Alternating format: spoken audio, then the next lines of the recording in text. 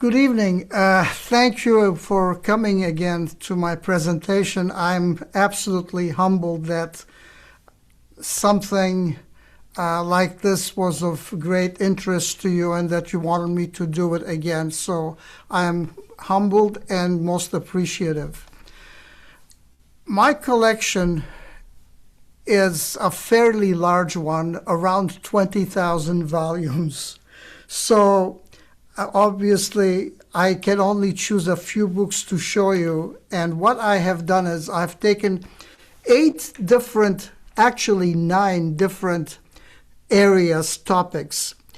The first one is an author that I've always loved and still do, Shakespeare. I think there aren't too many people who don't like him. And also the premise of Shakespearean forgeries.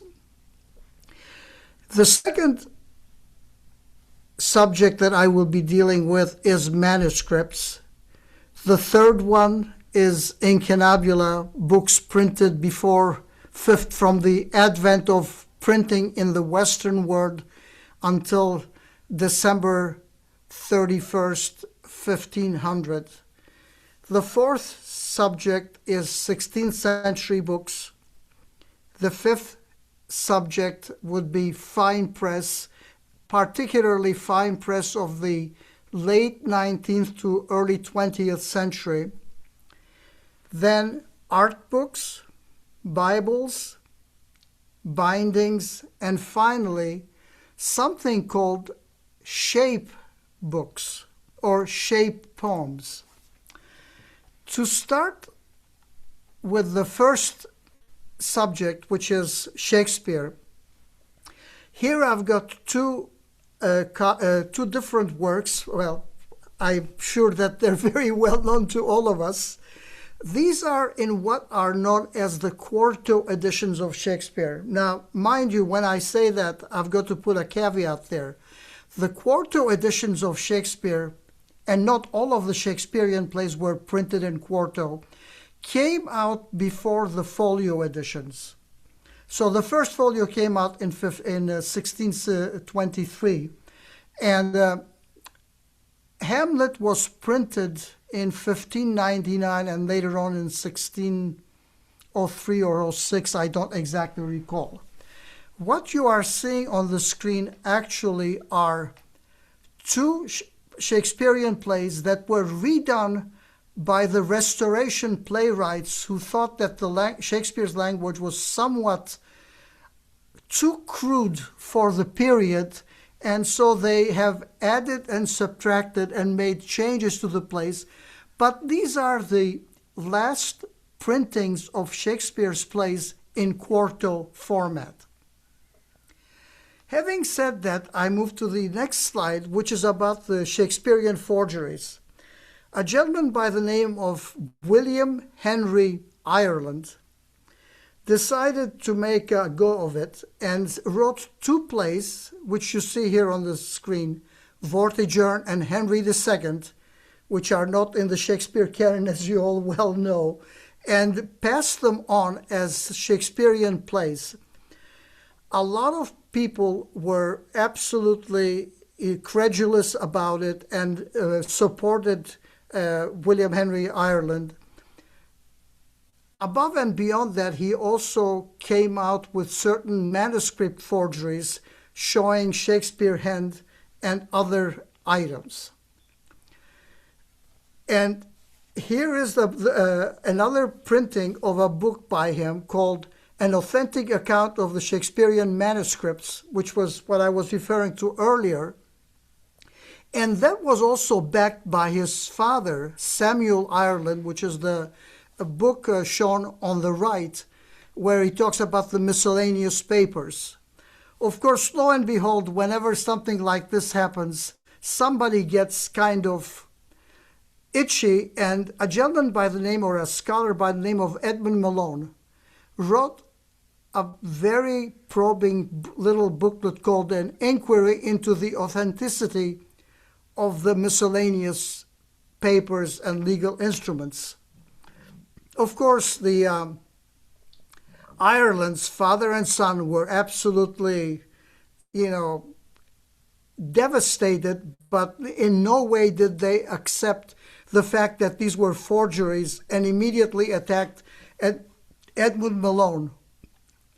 Of course, just like everything that ends well, to quote Shakespeare, all's well that ends well, the last book printed by William Henry Ireland was The Confessions of William Henry Ireland about the Shakespeare manuscripts.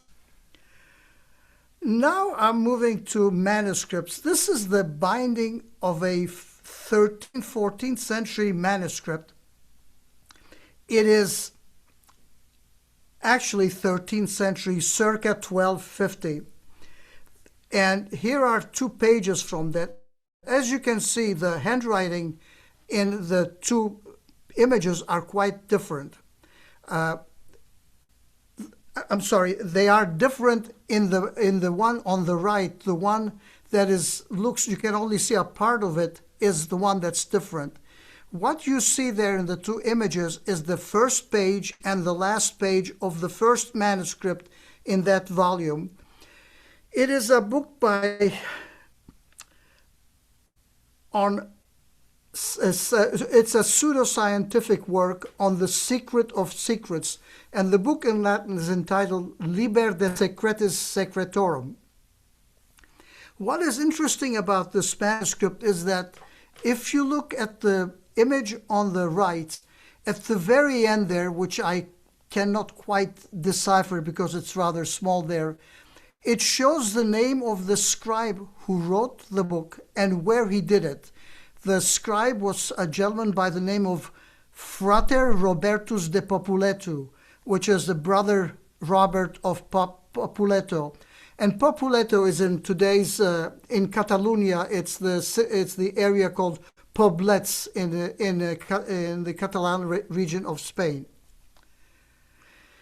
The next manuscript that you see here is a 14th century Psalter, and it's a little bit messed up at the top, but on the left you will see David playing the harp. This is a absolutely exquisite manuscript in an also exquisite binding, of which I do not have the picture here. The next manuscript that you see is actually the next images that you see are 2 different manuscripts. The one to the left is a early 16th century, circa 1520, treatise on the Mass, and you can see the beautiful illumination that opens the title page. The one to the right, where you see the Madonna with the Child and the coat of arms, and the next 2 pages are from the same manuscript, are basically what is known as a Carta Ejecutatoria de Privilegio e Confirmación, which is basically, in English, a confirmation of a previous monarch's decisions on the applicant's rights. So basically what it is, if a family or an individual was given some aristocratic titles and rights, when the king or queen who had bestowed that right upon them passed away and there was a new king or queen who was in power, the families usually asked for those rights to be continued. And this is an example of that. It is the other type of Carta Ejecutatoria is the one where it's called the Carta Ejecutatoria de Hidalguía, or recognition of a person's or family's nobility. So basically, someone who would get an aristocratic title for the first time. What is interesting is interesting about this manuscript is not what you've seen on the previous page, but it's the illustrations that you see on the margins and on the empty, on a blank page by an artist who did the work around the middle of the 16th century, circa 1550. People thought that this might have been done by a very famous artist, a Spanish artist of the period. His name was Alonso Beriguete. What is striking about him is that Alonso Berruguete went to Rome and worked under Michelangelo. He is known as Spain's most important Baroque sculptor and painter. There is a letter with this manuscript that was addressed to a previous owner by at one time, the director of the Prado Museum in Madrid and also an art historian of the Baroque period. The gentleman's name was Alfonso y Perez Sanchez, who says that the artwork, it would be impossible to ascribe the work to the artist himself, but it's very likely the work of someone in Berruguete's school.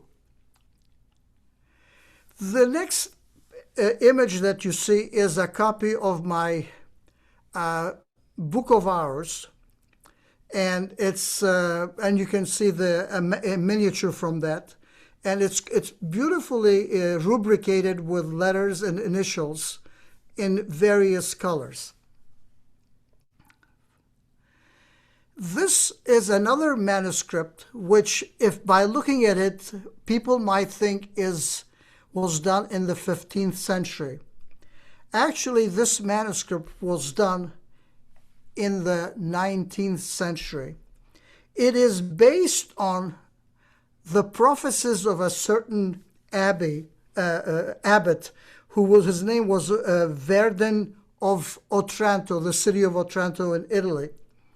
And even though he supposedly lived in the 13th, 14th centuries, I'm not exactly sure.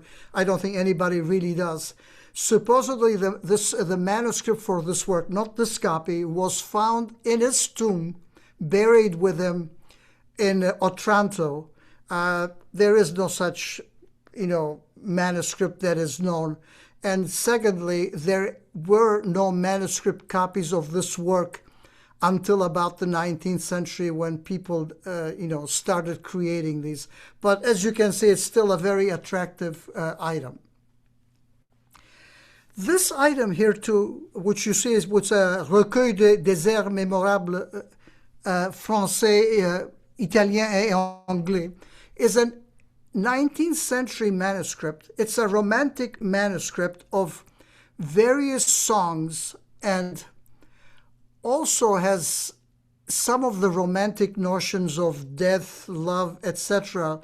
And you can see this absolutely striking illustration of the, lover who's trying to woo the lady's silhouette that you can see in the picture in the window. This is an Ottoman manuscript also of the 19th century. As you can see, it's in its original binding in a beautiful red, crimson, and gold covers. It is a book of prayers, but what is striking about it, other than the beautiful coloring, is the calligraphy and how beautifully it's done. As a matter of fact, if you look at the next slide, which I've moved to, you can see the calligraphy beautifully done there. Now, what you see to the right of that Ottoman manuscript is an absolutely gorgeous miniature, which everyone would like to think was from the 14th or 15th century.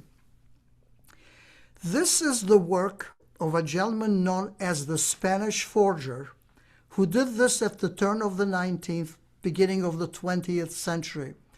What the Spanish forger used to do is take vellum leaves, use it as a palimpsest, and a palimpsest is the removal of any text or any other material with the scraping of a specific knife, where you create a clean space, and then you painted yourself a beautiful scene like this one. They're highly desirable, and I love it. It's just a beautiful piece of artwork as far as I'm concerned. Now we're moving from the manuscript world to the incunabula, or the early printing, or the first printings of books in the Western world. And I emphasize the word Western world because printed books existed in China and Korea, and it wasn't like woodblock printing, but I'm talking about with movable type at a much earlier date than what the Western world received. The book that you see to the left is a book by a gentleman named Bernardus de Malencrot, and the title of the work is De Ortu et Progressu Artus Typographica, and basically it's a history of the art of printing. Printed, as you can see on the engraved title page, the date 1639, but on the next page, which is the letterpress title page, the date is 1640. It is the first book to use the word incunabula, or the cradle of printing, for early European printing. The book to the right is an incunable printed in Venice in 1482. It is two works bound together. The first work is by a gentleman named Hyginus. It's a classic work called Poeticon Astronomicon.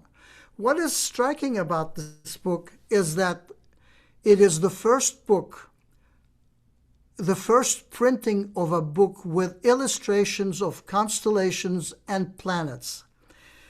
Manuscripts prior to the printing of this book used to show the illustrations, but no printed book ever had these before this one. Even though the first edition of this book is 1475, the first printing with the illustrations was done in 1482. And here you can see in the next slide, another picture. You can see one of the constellations. I really can't quite well make it. My eyesight is not very good. And the next one is the title page of one of the two books there. And the fingers are unfortunately mine. So the next incunable you see there that is dated 1472 is the work by Appianus. It's the history of the Roman civil wars, printed in 1472 in Venice by Wendelin de Spira, or Wendelin von Speyer. His brother John of Spira, or Johannes von Speyer, was the first printer in Venice, and his very first book he printed was in 1469. I believe he printed either 8 or 9 works and then died, and then his brother took over Wendelin, and this is one of the first books that he printed in Venice. The next one is another incunable done in the 1490s, 1497 to be exact. It's by, the author's name is Baldung, and it's got some beautiful woodcuts that you can see one of them here. And what is also nice about this copy is that it came from the George Abrams collection. George Abrams, as you I'm sure all know very well, was a printer and publisher who did a lot of coffee table books as well as other wonderful books that we all love and cherish. The next one that you see here shows on the left a book by whose author is not known, but it is, or actually there is a supposition that it was Philippus Bergamensis, but it is better known as the Supplementum Chronicarum, or History of the World. And as you can see there, the creation of the world, where Adam is from Adam's ribs, we see Eve rising. It is a wonderful book, chock full of illustrations of this nature. What you see to the right is a number of leaves by Caxton from the Polychronicon. I think I've got 10 or 11 leaves from the Polychronicon. Unfortunately, having a complete Polychronicon would have been way out of my league. The next one that you see here, the one to the left, is done by a bishop of Paris by the name of Guillermus Parisiensis, and they are postia or sermons. This is a copy that used to belong to a well-known collector by the name of Eric Sexton. When he passed away and his collection was sold off, and this collection was in the United States, the book ended up in the United Kingdom. And when I got it, it came back to the United States, and it's the only copy in the United States. The one to the right is an Aldine incunabule. It's the Thesaurus Cornucopia of 1496, that's right. And it is a really wonderful folio, and it does not have the Aldine anchor and dolphin, because that did not come into play till after the beginning of the 16th century. And this was for my good friend Alice, whom I had talked to at the last presentation when I was telling her that I had an interesting Armenian book. So that those of you who might have been there have not seen this book. It is in its original binding, which is to the right, and to the left is the title page. What is striking about this book is that a previous owner stamped, and we can see the red printing there, printed in Turkey. Well, this is actually inaccurate. The title of the work in my perfect Armenian is Gerk or Kochi Partavchar, and it was printed by Simeon Erewanji in Ejmiatsin, in the monastery there. And what is striking about this book, it was printed in 1779. It is the fourth book printed in Armenia proper. Armenian books were printed before that. The very first Armenian book was printed in Venice in 1512. Then Armenian books were printed in Amsterdam in the second half of the 17th century. And Armenian books were also printed in the Ottoman Empire as early as the second part of the 16th century. But in Armenia proper, printing had not come into its own until the very end of the 18th century. We're moving now from a distant past to a much more modern timeline, and that is the fine press books. This is a Kelmscott press, The Golden Legend of William, done by in Caxton's translation. All of the beautiful work around the title and the text was done by Edward Burne-Jones, who's very well known. And this book also has 3 other full-page illustrations, again done by Edward Burne-Jones. This next one was done by one of my favorite artists of all time. This is the work of the Erani Press. The Erani Press was put together in Hammersmith in London by Lucien and Esther Pizarro. I said Lucien, I meant Camille Pizarro. They are extremely delicate books, and the illustrations are wonderfully done. This is an example of that. And then the next page, there is another example of that.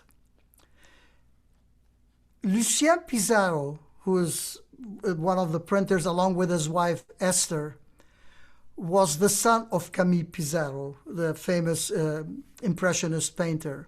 What is striking about this copy, and you can see how delicate the artwork is, it is addressed from Lucien and Esther Pizarro to May Morris. May Morris, I'm sure you all know, is the daughter, or was the daughter, of William Morris of Kelmscott fame and other Art Nouveau endeavors that he had undertaken. Moving on from there to the 16th century, what you see here is another Aldous. As I said to you, this the Aldous Anchor and Dolphin was a 16th century edition. This is the first edition of Pindar, done in 1513 in an absolutely beautiful copy, very clean, and also in a very attractive strapwork binding of the 16th century with Pindar's name written on the upper cover. This, what you see here, is the colophon of another work by Aldous, done in 1514. It is a dictionary, and it is, I can't remember the exact author's name because his name is actually not accepted to be the accurate one by everyone, but all I know is that it's a dictionary of Greek, and it is a very, very fine element. Now, what we have in this page really is very striking. What you see there are, for Italy and for the French-speaking world, the equivalents of Shakespeare's first folio. Unfortunately, unlike Shakespeare's first folio, they are not in the same league when it comes to pricing. However, they are extremely important works, and they are extremely impossible to find. I will start first with the Orlando Furioso. This was Ariosto's famous epic of the Furious Orlando, and it was first written in 1516. And this one, which is the last edition seen to the press before his death, is the 1532 edition. This is one of 25 copies known, and until this copy surfaced, the last book that was written on this work by an English scholar noted 24 copies, and this is the 25th copy, and it's the only copy in private hands. The book to the right is Calvin's Institutes of the Christian Religion, or the Cornerstone of Calvinism. It is the first edition. It's an extremely, extremely rare book. And it not only is it rare, but it's also fundamental and key work in the history of religion and French culture. The next item you see here is a book entitled Das Erik Schaff by Geiler von Kaiserberg. This was printed in 1509, I believe, and it is a collection of 9 stories. What is striking about this book is what is on the right side, or an image from the book. This is the very first representation of Cinderella in a book in the Western world. What you see here is a book of hours, which is really quite unusual. Most books of hours that you see, and this is a printed book of hours, it is printed on vellum, is that the owners wanted them colored, so that to find a book of hours that is uncolored, completely uncolored, is rather unusual. It doesn't mean there aren't copies. Of course there are, but it is not easy to find. And when I bought this book, I had really kind of thought whether I wanted to buy it or not. And then I decided to buy it because I was torn between buying this book or buying a fourth folio Shakespeare. At one moment, I thought about buying both of them, but then I didn't think that Carol, my late wife, would have been very happy about that. So I ended up buying this, and what made me also desire this copy tremendously was a description of the English author, and I'm quoting from his catalog. And he said, The great proliferation of books of hours in the 15th, 16th centuries reflects the growing prosperity of the emerging middle classes. Perhaps there was a snob value in owning a book of hours, just as in late Victorian Edwardian times there was in owning a piano. Where did I leave my purse? Oh, I know, on the piano. So in 1502, people might have said, where did I leave that note? Oh, I know, I stuck it in my book of hours. This is another book from the 16th century, and it's entitled Abiti Antichi e Moderni, or Antique and Modern Costumes. It is one of the early books of costumes. This is the second edition. The first edition was 1590.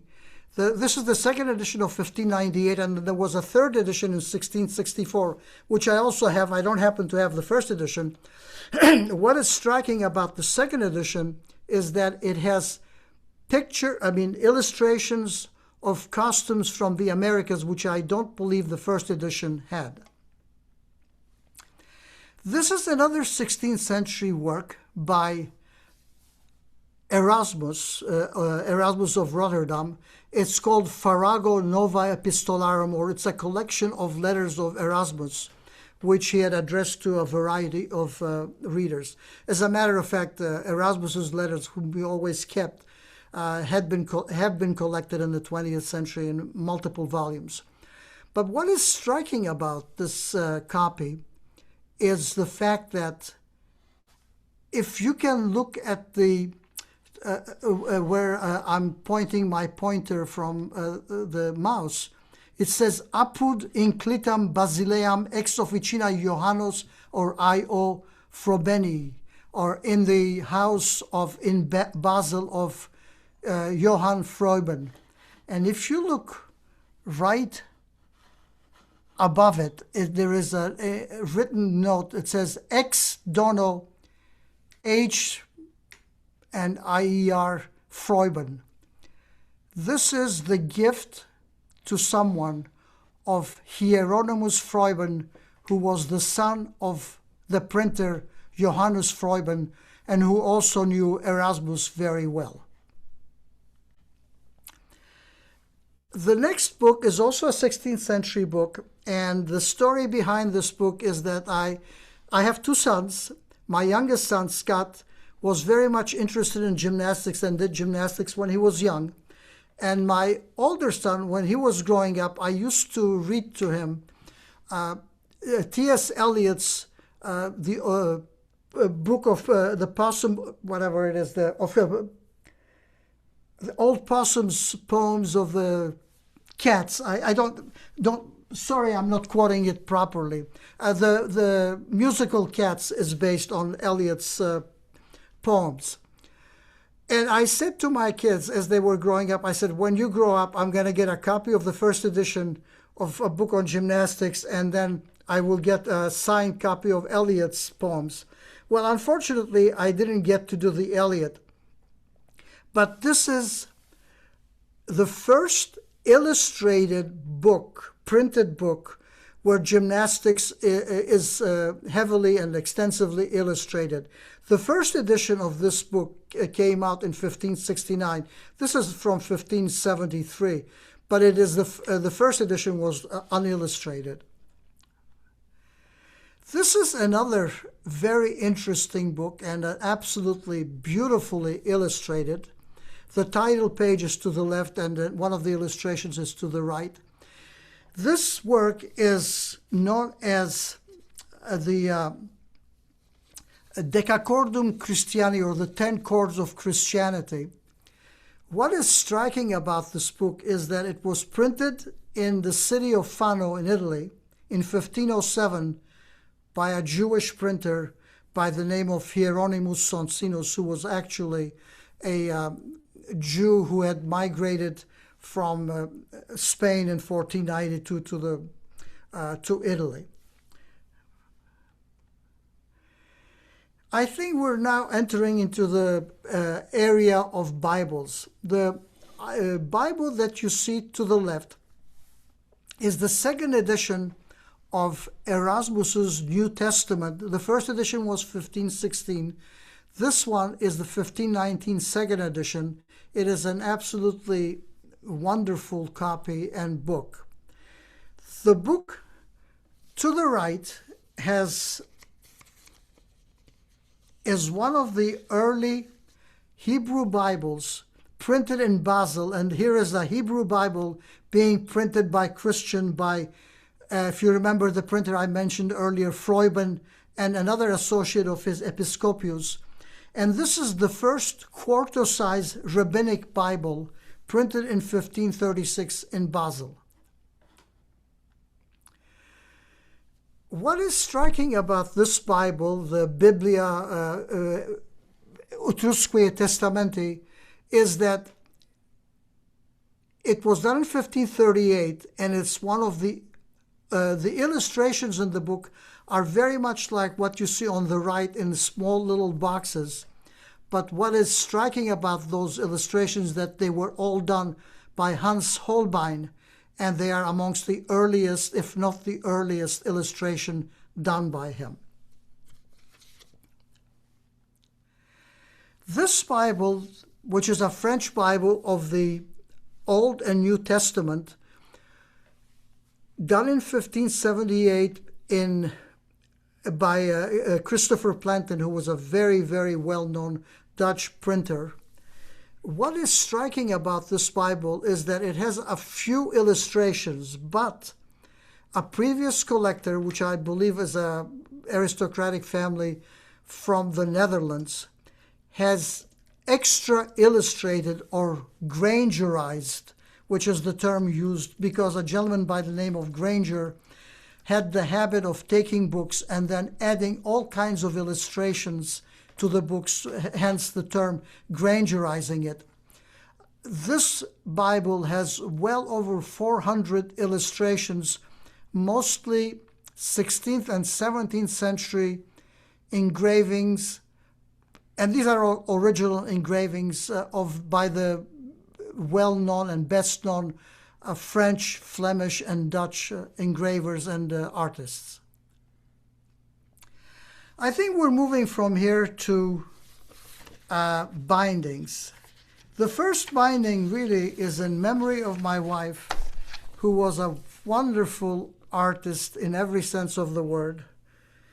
When we were first together, I know that she used to sew before I met her, and then she was a photographer. She did a number of covers for children's magazines. Then she was a fabulous knitter, and I still have many sweaters that she knitted for me. At one time when we were in New York, she picked up bookbinding, and the book you see on the left was bound by my wife, by Carol, in the early 1970s. It is a book, it's in 2 volumes, and both volumes are bound the same way. They're in blue Morocco, and the printer's device, which is the printer's mark, which was Luc Antonio Junta along with the fleur-de-lis device, is on the title page of the book. So what she did is she took and did a petty point and then applied it to the book. And obviously you can understand how much I cherish that. The book to your right is actually not a book. It is just the covers, theoretically, of a book or books that were known as tavolette di bicierna. What these were, they were account books for the city of Siena, and they were done in the 13th through the 18th centuries. However, this was done at the beginning of the 20th century by an Italian forger by the name of Gioni. His full name is Icilio Federico Gioni. What is striking is that you can see this one, it tries to show its age by the wear and tear, by the crack in the in the lower cover. Then there are others where they are immaculate in condition. This was just one way of passing his word, but he never denied that they were forgeries and sold them as, actual work and not as trying to dupe people buying something different.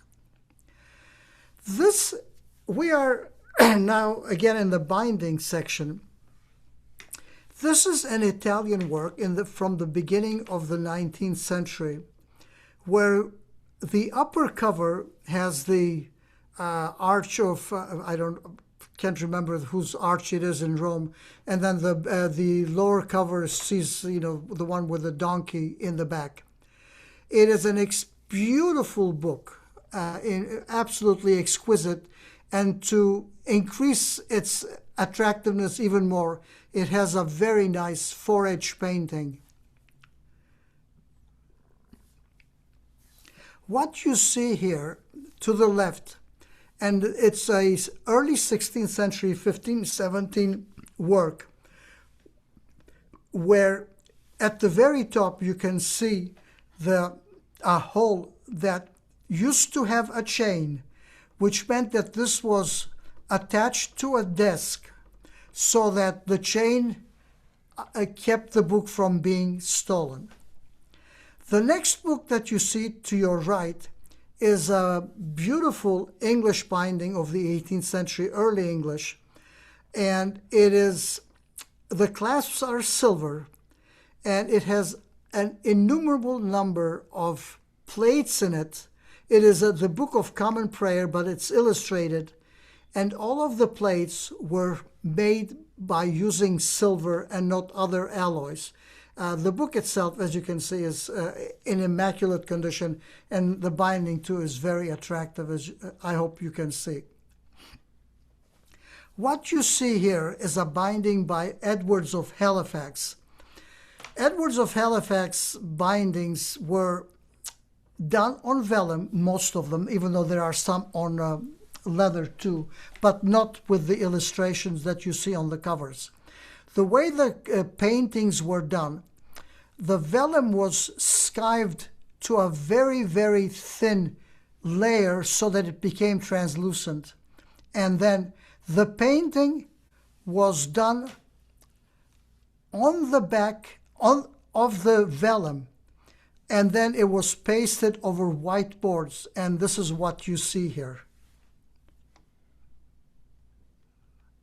The next two bindings are also on vellum, but quite different. The one to the left is done by Cedric Cheevers, which is a early 20th century binder, who used the same methodology in terms of the vellum, in terms of making the vellum translucent, except that in Cheevers's case, the painting was done on the white paper boards, and then the vellum was pasted over that.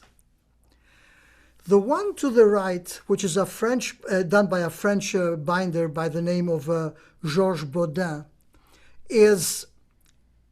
has got a wonderful, illustration on the cover.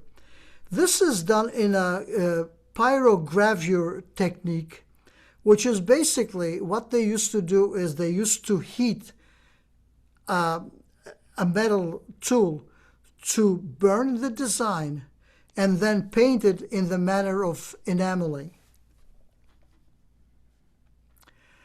Now we're at the section of art books. This is a book from the late 17th century and entitled I Giardini di Roma, or The Gardens of Rome. It's got, 20 or 30 plates of various gardens of Rome at that time, most of which I do not believe have survived to this day. Here's another art book, even though it's a little bit late. It's a book on the life of Jesus, done in Brussels in 1612. But as you can see, the illustrations, of which I show one on the right, were all done by Albrecht Dürer. As you can see, is marked there at the AD and the date. This book comes from a French book done in the 1860s or 70s, I don't remember the exact date, called Sonnets et eaux fortes, or Sonnets and Etchings. The illustration to the left was done by Manet, and the illustration to the right was done by Corot. There are 38 or 40 more illustrations by very well-known artists of the period, and some of them being pre-impressionist. This is another book which I love. It's called Picturesque Illustrations of Buenos Aires and Montevideo, and you can see the coloring. It's from 1820, and the coloring is absolutely exquisite. And I don't know if I have another. No, I don't. And this is, there are some double-page plates in full color showing views of both Buenos Aires and Montevideo at the beginning of the 19th century. What you see here is a series of books that were done at the very end of the 19th century. I believe they started in the 1898, 99. Don't quote me on that. It's in 5 volumes. Unfortunately, I only have the first volume, and what you see to the left is the cover of the volume, and what you see to the right is one of the plates. What the title reads, Les Maîtres de l'Affiche, or the Masters of the Poster. These were actually originally in large, very large sizes that were used as posters all over the world, and France particularly. These are the reduced size ones, and the one that you see here to the right, it was done by Alphonse Mucha, and the ones in the next page, the very first one was done by Toulouse-Lautrec, the one that says Divan Japonais, and the other one was done by Steinlen. And this book has, I don't know, 60 or 70 illustrations in color like that. They're very vivid, they're wonderful. The only regret is that I don't have the other 4 volumes. Going on again in the art world, this is a book on Picasso done by Wilhelm Boyk and Jaime Sabarthes. But what is striking about this book is that the cover itself was designed by Picasso himself. And as you can see, he has signed it. This copy is signed by him and also signed on the title page by him. Now that we have Picasso, we cannot leave one of his mistresses or wives. I'm not sure. I don't believe that they ever got married. But I know that Françoise Gillot had 2 children with him. I guess Paloma is one of them. I can't remember the name of the other one. This is a book that she wrote, Life with Picasso. And the illustration at the beginning, at the very front of the book, is To John and Muriel with Love, Françoise Gillot. The John and Muriel that she's referring to were a couple who lived in the Grand Rapids area, who had become very, very friendly with Françoise, and she used to come and spend summers there with them, and used to paint there. And what you're going to see next is an example of that. Along with the book, when I bought this, I was able to acquire, even though Muriel and John's name is on the box, this was Françoise Gillot paint box with her paints, and I don't think there's any brushes there. And then to the right are 2 photographs of Françoise painting and posing with a painting. And finally, in the art section, I think this is the last one, yes, I have a book by Miro. Actually, the book is about Miro, and it was dedicated to a gentleman by the name of Johnny Rice, and it says Affectuosamente Miro. That was done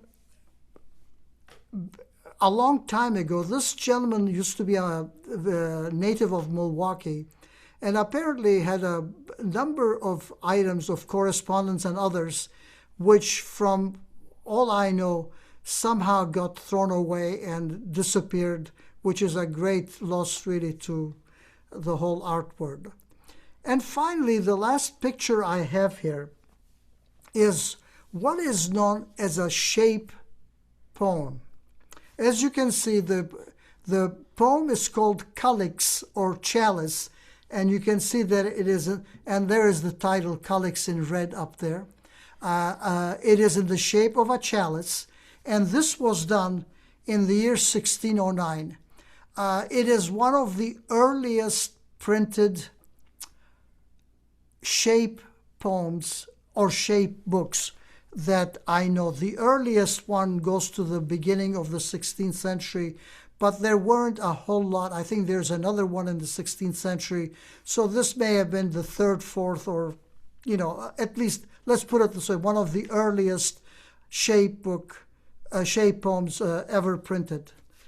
Well, I hope that I haven't really bored you very much, because I repeated myself and I probably was not able to speak very well, but as I grow old, I don't do as well as I used to before. Thank you for your participation, and also thank you for putting up with me. Sam, can you hear me? Can I hear you? Yeah, I guess you can. This is Judith Edelman. This was such a fabulous presentation. Oh, you're being very kind. Well, I thank you so much. It's like going to a fabulous museum for books. I mean, it was just great. I am very humbled, and thank you for your kind words. Okay. We do have a question from Marcia. Would you like to just ask the question live, Marcia? Sure. So Sam, first of all, I echo what Judy said. Thank you so much for this. It's been fascinating. I would like to know how and when and why did you become interested in book collecting? What started you? Well, it goes back really to my childhood. My father was a stamp collector, and he had an absolutely fabulous collection of stamps in Turkey, where I was born in Istanbul. And I used to help my dad with stamps, and I was very much interested and involved in stamps when I was there. But when I was about 7 or 8 years old, I got rheumatic fever. Now, we're talking about the very early 1950s, which also shows my age, thank you. I was confined to bed for about anywhere 3 to 6 months for a number of years in the winter, when my rheumatic fever and the pain in my legs did not allow me to walk. I was, bedridden. Since my parents, I guess, didn't believe in toys for kids all that much. I think I had one toy. And I was able to read. I started reading books, and I started acquiring really a love for books and reading. And as I grew older and I learned English over the years in Istanbul, I started collecting science fiction books that, in paperbacks that used to be sold for a pittance in those days, and collected them and read them. When I came over to this country, I really at first was not collecting books, but when I started on my academic work, I started collecting books in my area of interest, which was the French Renaissance, the French 16th century. And, I had a fairly large collection, which I ultimately sold to a friend of mine who is still teaching at the American College in Paris, to the best of my knowledge. She's about my age, but, I think he still enjoys doing that. And excuse me. And then I started collecting early printed books because of my interest in my area of study, as I said, which was the 16th century. So that's about it, really. So now I'm not at the stage of collecting. Now I'm at the age of the mania or bibliomania, where I've gone haywire. So it's another question. Yes. What is Sam collecting now? Oh my God. Everything. So any book that's I like, if it's within my reach, I'll buy it. I am not particular. One of the books I bought recently, just about a year ago, was a children's book by an American illustrator, and she also wrote the story, if I'm not mistaken. Her name was Mary Liddell. And the first word is little. I can't remember for the life of me the title of the work. It was done in 1926. The illustrations in that book, and it's got this dust jacket, it's in a wonderful condition, is absolutely out of this world. It's like the work of N. Lisitsky. If you're familiar with the Russian illustrator Lisitsky, it is very much in the same Russian constructivist tradition of illustration. So even though I don't collect children's books, I love it. Another children's book set that I have, and that was because my wife had grown up on those books and loved them, and I have the complete series, and she had read them many times, were books by a gentleman by the name of Walter Brooks, and they are the stories of Freddie the pig. Freddie was a pig who spoke. He ran for office. He was a pilot. He did all kinds of things. And, so as I said, anything that catches my eye, I'll buy if it's within my reach. So that's where I stand. Start with this one. Okay, what's the other one? Start with this one. Oh, first. what is the advice for collectors? Just buy what you like. Don't let people tell you, oh, well, that's not an important work. And I'll tell you the story behind it. One of my favorite books, which I didn't show a picture of, is a book illustrated by Georges Braque. It's, oddly enough, the book's title is La bibliothèque est en feu, or to translate it into English, The Library is on Fire. It's a poem by René Char, and it's illustrated with a beautiful, beautiful illustration in color by Georges Braque. And I had bought the book, and I was talking to an acquaintance of mine when we were living in Milwaukee. She was a curator at the Milwaukee Art Museum, and she said to me, oh, well, that's not an important work. His important work are the Cubist works. Okay, so that's fine, but that's what I like, and that's what I'm going to have on the wall. It doesn't have to be by, Monet, or it doesn't have to be by Cézanne. It can be by Charlie Brown for all I care, but if that's what I like, that's what I'm going to get. And that's what I would suggest to anyone and everyone. Enjoy, enjoy, enjoy.